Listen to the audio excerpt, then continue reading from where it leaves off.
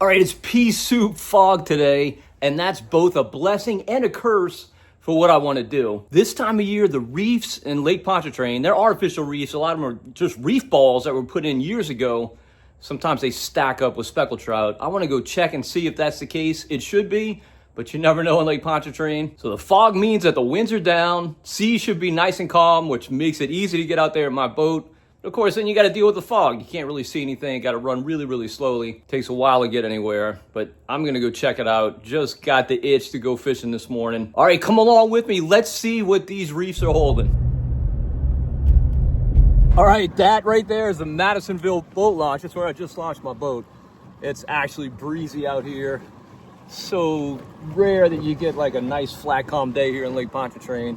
Got about a southeast wind and maybe I'm going to say 7 or 8. But I'm gonna make a quick run, see what I can find out here.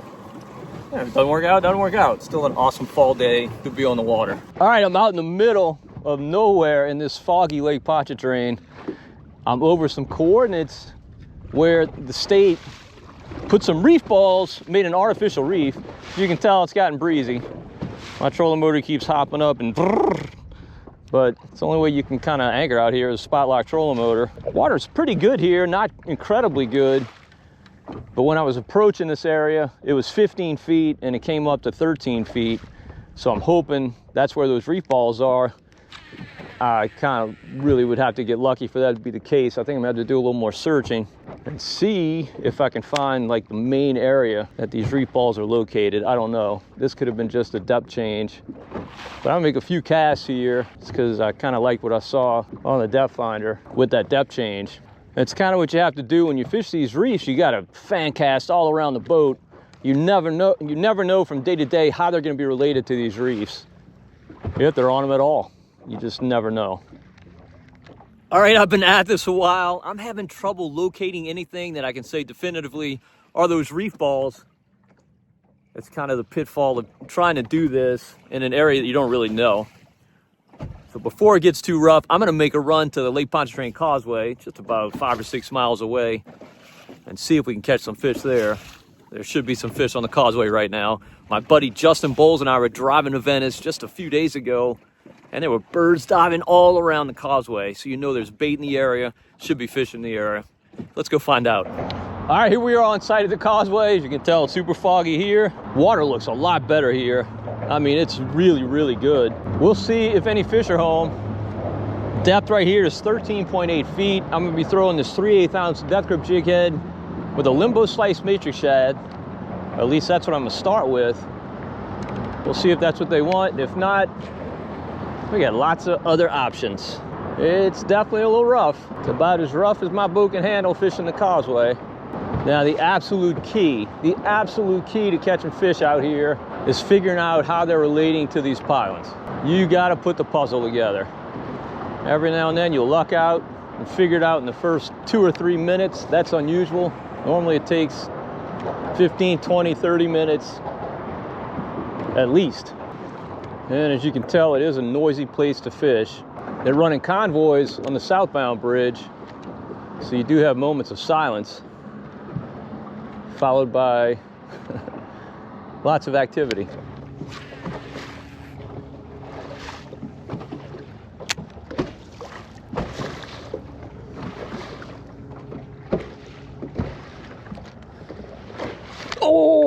Oh man, good hit. I switched over to this other side. First cast, I got smoked. Just missed him. Good hit. Good thing about fishing out here, if you feel something, set the hook, because it's a fish. There's not a whole lot to get snagged on out here. Quite a bit different than the trestle bridge, train bridge further to the east. Lots of stuff on the bottom there.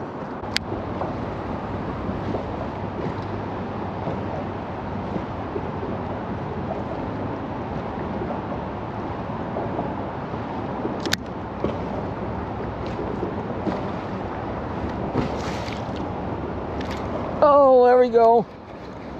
All right, what are you? Feel like a trout. Definitely feels like a... Whoa, stay in the boat, Todd. Keeper speckled trout. There we go.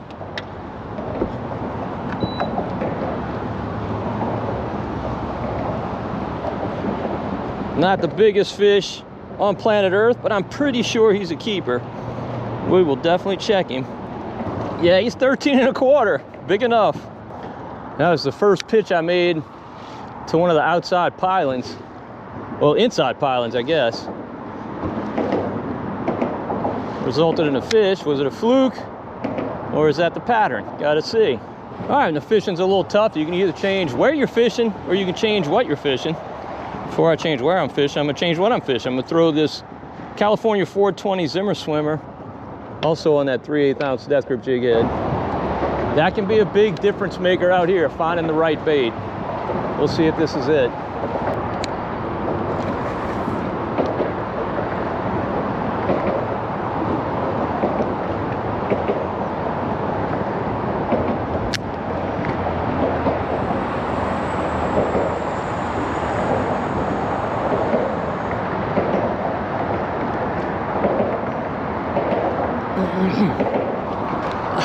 Dirty, dirty. Missed another one on this inside piling. He was hooked up for a second. Definitely slow right now, but that's how this place is. You gotta work and work and work and hope for the payoff.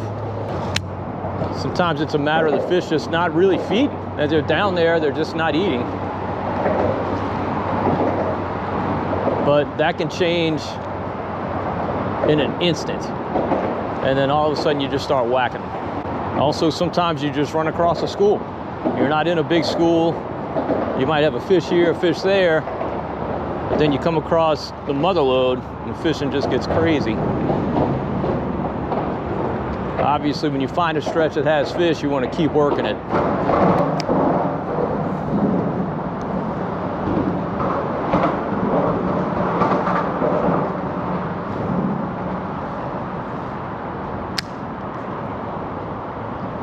Oh, Nelly, I got smoked. All right. I crossed over. Obviously, you got two spans here, one with 2 stanchions, one with 3 stanchions. I just crossed over and got a bite on my first cast, so that's a good sign. Again, we got to see if it's a trend or a fluke. You never know. Never know. Doesn't seem like this tide's moving at all, and these fish are acting like the tide's not moving. You know, I've gotten 4 bites, only connected on 1 fish. Just seems like they're not really feeding. Could change on a dime though. Need this water to move if it's not moving. I can't tell if it is. It just doesn't appear like it is. If it's moving, it's barely moving. All right, I've made a big move to the 8 mile. This is a kind of a high-rise portion of the causeway. Different pilings here, as you can tell. A little bit deeper water. Let's see if there's any fish in here. Don't know if the fish aren't biting or if I just was in a stretch that didn't have a whole lot of fish, but I definitely did not get a lot of bites. The sun keeps trying to poke out, burn off this fog, but then you get a thick bank that moves back in.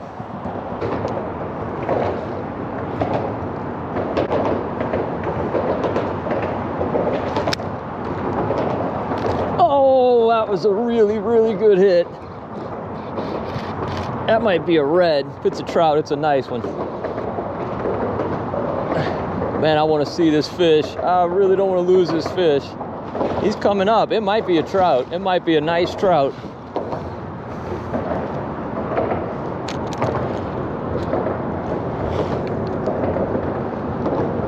If he's a trout, he's going to have to be netted.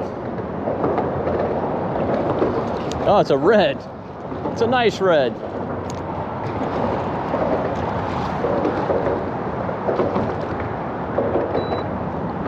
All right, he's definitely have to be netted.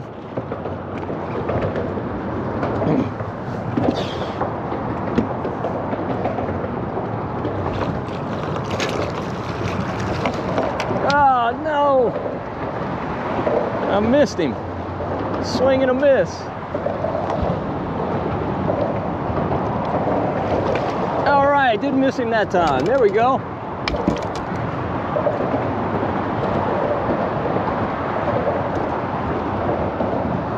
I made a switch to this lemonhead matrix shad, and on my 2nd or 3rd cast, got this guy. Oh boy, he was hooked well. Lucky for me, since I almost lost him in the net. It's about a 23, I'm gonna say 23 incher, multi-spotted red. I'm gonna take him home. So reds crowd these stanchions as well. Sometimes that's all you can catch. Also flounder. You never really know when you get a hit what it's gonna be. So unless you determine that the fish are suspended, it's super important. Let your bait fall back to the bottom after every hop. That's where you're gonna get most of your bites, on that way back to the bottom. Seeing some blue sky up above. I think this fog's gonna be out of here pretty soon.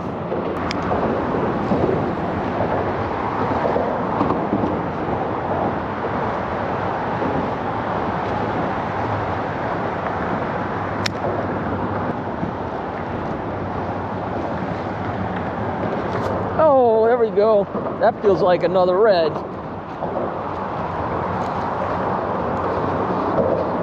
That feels like another red.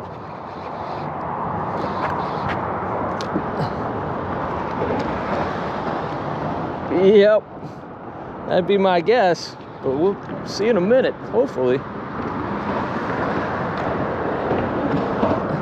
Oh, a cat, a big old giant blue cat.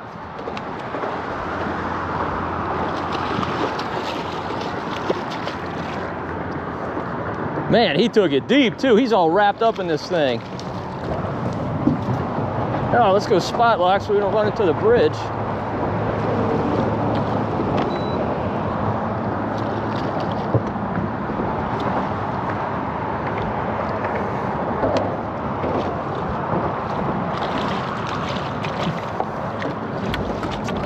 Oh my goodness. Quite a size. All right. Got to see if we can get this hook out. Man, he's got it deep. You can't even see it. Oh my Lord. Look how deep he's got that jig head. Crazy. All right, we got it. Good for us. Oh, let go, dude. Oh, he's biting the crap out of me. No, no, no, let go. That hurts. Ow. Whew. All right, this guy is gonna be really, really good to eat. They do crowd these bridge stanchions as well. We're getting quite a variety today. Of course, they slime up your line. Gotta get the slime off.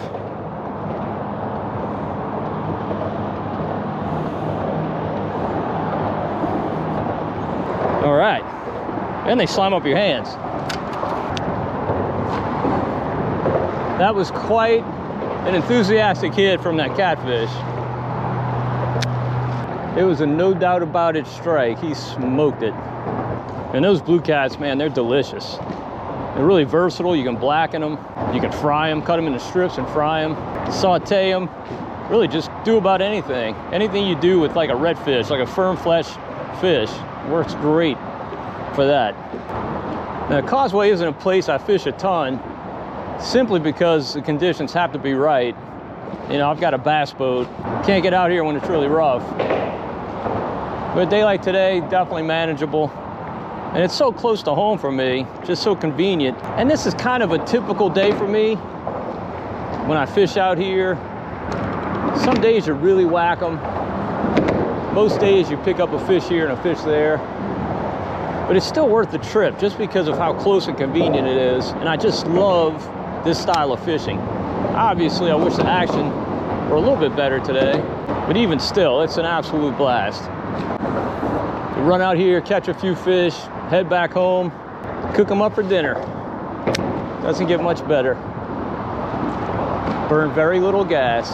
All right, this was very typical of a Causeway trip. Sometimes it's stellar. You come out here and even catch a limit. Mostly though, it's something less than that. You're just gonna come out here and pick away at a few fish. Again, it's just so convenient to come here. That's why it's hard to resist. But I got plenty enough for dinner. And I'm gonna show you what I'm gonna do with them. Next time you see me, I'll be in my kitchen. All right, one of the things that I absolutely love about living so close to the water is that you can scoot out just for a quick trip in the morning, catch a few fish, and have fresh ingredients for, I mean, let's face it, the best dishes that you could possibly make. fresh fish. It doesn't get any better. Like I always say, fish are wild-caught, free-range creatures, which you pay extra for in the grocery store, and we get to eat them all the time. I know I do. But let me show you what I'm gonna make today. First off, I'm gonna make a homemade tartar sauce, and let me show you what those ingredients are. All right, we got some bread and butter pickles, mayo, Dijon mustard, dill, hawk sauce, capers, a lemon, and an onion. All right, a few of these ingredients have to be chopped. Some of them just have to be added. I'm gonna go with the added ones first. Obviously mayo. Key ingredient to any tartar sauce. My jar's almost out here, but I do have a backup jar, because that is not enough. All right, make how much you want. I'm gonna make about, I guess about a cup of sauce. I'm feeding 3 people today. Mrs. Marshman and also Joel is coming along for a visit. Yes, I'm excited. I'm starving. Yes, it should be good. All right, so we put some mayo in there. We're gonna put some Dijon mustard. I'm not a Dijon mustard lover, so I'm just gonna put a little bit. Definitely a much higher percentage of mayo. We're gonna add some dill. If you have fresh dill, it's better, but dry dill is fine. That's all I've got. I'm gonna add some lemon juice. Now this is an extremely seedy lemon, so I'm gonna squeeze it upside down just to get the juice and not the seeds. I'm gonna go with the juice of about half a lemon. That should be plenty. Let's go with some hawk sauce. Not a ton, don't wanna make it spicy, just wanna give it just a little bit of kick. And now we're into the ingredients that have to be chopped. First off, we're gonna go with this onion. Now I definitely want this extremely finely chopped. I'm using this little paring knife, really, really sharp knife, and I don't want a lot of it. I'm gonna put in about 1/4 of an onion. Don't want it to be overpowering. Ideally, I'd have a red onion and use that, but I don't have one, so yellow onion's fine. All right, let's put that in. We're gonna go with some capers. Love capers. You can chop those if you want. I don't really care. I don't mind if they're big. Got a good number of those in there. And last but certainly not least, we've got our pickles. If you don't like sweet pickles, you can definitely go with dill.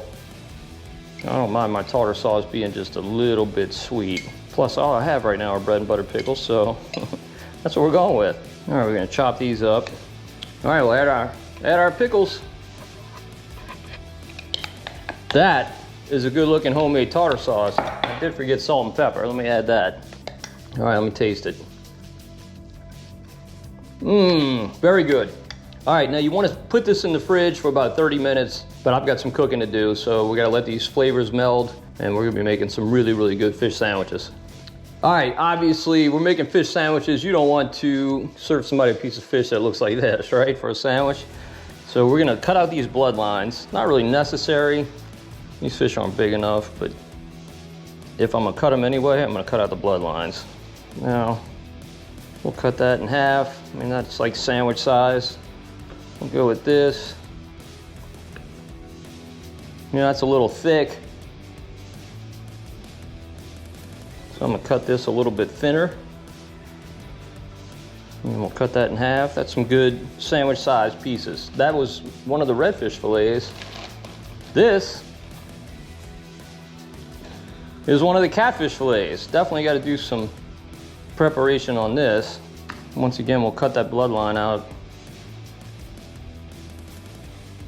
Thing must have fought hard.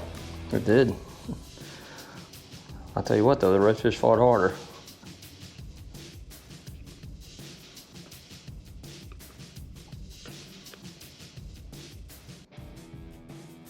We're not even able to, I mean, that's 2 fillets. That's probably enough for all of us to eat. I'll make another one. And then we'll go with one of the trout fillets, right? Yeah. All right, just to show you how far fish goes when you catch, you know, some big fish like that redfish and that catfish, this is literally just half of what we caught. This is 1 trout fillet, 1 catfish fillet, 1 redfish fillet, and that's gonna be plenty enough food for the 3 of us to eat, particularly on sandwiches. So we've still got half of what we caught available to make another meal. This is gonna be super healthy, really good for you, and I promise you it's gonna be super tasty, no doubt about it. All right, sometimes I make my own seasoning. Sometimes I just use store-bought. Today I'm using store-bought. This is Old Bay. You know, it's okay. It's not my favorite. I really like that Louisiana fish fry Cajun seasoning the best. Don't have any currently. I do have this. And I find with all these seasonings, you gotta kind of switch them up. You get sick of the same taste, and so, you know, this will be something a little different. We'll go ahead and use this. Just gonna sprinkle it on these fish. I'm just gonna season one side. I don't really want to overpower these fish. Just eat them on sandwiches with other ingredients. All right, now look at our pan. Look how hot that is. That's nice. I like getting my cast iron skillet really hot. And you know, I cook with tallow. Again, a lot of times I make my own tallow, but I'm using this store-bought tallow now. I buy it off of Amazon. My favorite way to sear fish. All right, we can go ahead and start putting our fish in. All right, so this morning we went to the Covington Farmers Market near our house. Got a few ingredients that are gonna go into this recipe, one of which is the bread. We bought some sourdough bread. Absolutely love sourdough. You know, here in Southeast Louisiana, people make po' boys on French bread. Obviously, those are great, but I really like sandwiches on sourdough bread. Also got a fresh tomato. We're gonna add that to the dish. And of course, our tartar, which is currently cooling in the fridge. That's gonna be one of the key ingredients. So let's get started on that bread. Is that beautiful or what? All right, just cut off one of the ends. Obviously, don't necessarily want that for our sandwich. I'm just gonna save that and do something else with it. Now we'll cut some slices. All right, hopefully we got a good sear. Let's check. Oh yeah, perfect. All right, since we cut them in half, they're gonna cook really quickly. One thing you don't wanna do ever with fish is overcook it. You'd much rather undercook it than overcook it. That's why you want a really hot pan, a quick sear, flip it, and take it off. All right, I would never make any sandwich without toasting the bread, so let's get that ready. I got a pan just starting to heat up. Gonna give it a couple minutes to get good and hot.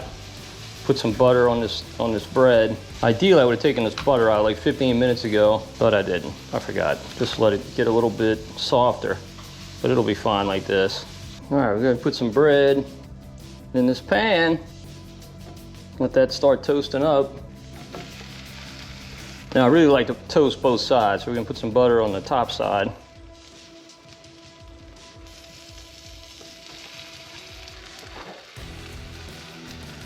All right, so Joel's not a tomato eater. I did get a tomato from the farmer's market. I'm gonna put that on Mrs. Marshman's sandwich as well as mine. But for him, I'm just gonna do this tartar, put that on our toasted bread.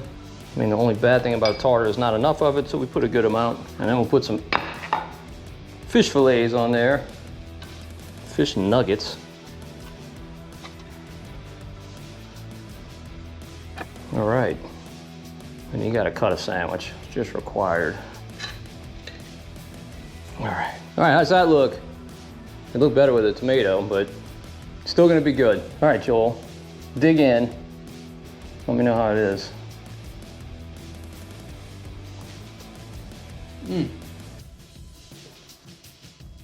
That was really, really good. The tartar is fantastic. And the fresh fish just doesn't get any better than that. What about on the sourdough? You like the? Very good on the sourdough. Yeah, it's fresh, it's good stuff.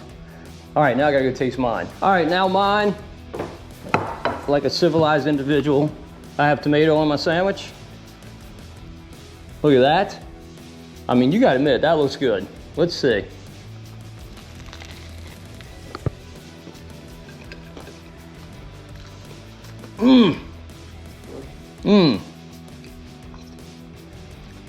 There's nothing bad about that sandwich at all. It is really delicious.